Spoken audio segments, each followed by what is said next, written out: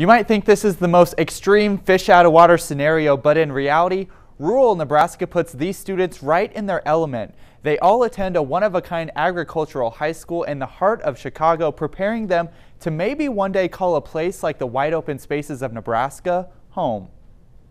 There's a whole nother life outside of Chicago, and a lot of people in Chicago don't think about that. These 8 kids, though, are doing more than just thinking about it. They're living it.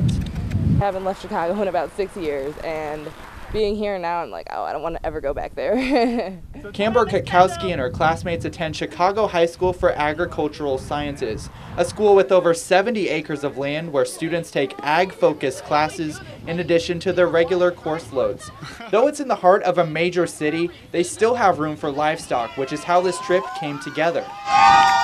Everyone that's here right now is the cattle club, and we've been working with these steers since June when they got in. One rancher near Ainsworth donated the cattle for the students' use at the school earlier this summer, but thought bringing them out to Nebraska would teach them even more.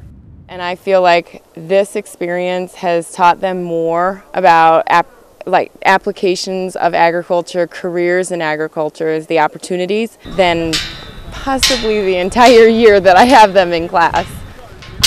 Well, actually, we learned many things. We learned irrigation systems. We learned how feedlots operate, how cow-calf operations operate too.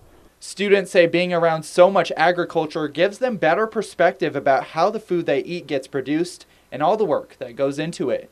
Kids in Chicago don't think about that, like where their food comes from. They just go to the grocery store and that's how they got it. Like, they don't think about the aspect that goes into it, like the cow that went out and grazed for 6 months so they can eat that burger. And I'm just really amazed in that aspect of life. Now, there were a lot of things that the kids say they love about Nebraska. Among them, the pivot systems, the relative lack of streetlights, and the fact that you can look up and see the stars at night.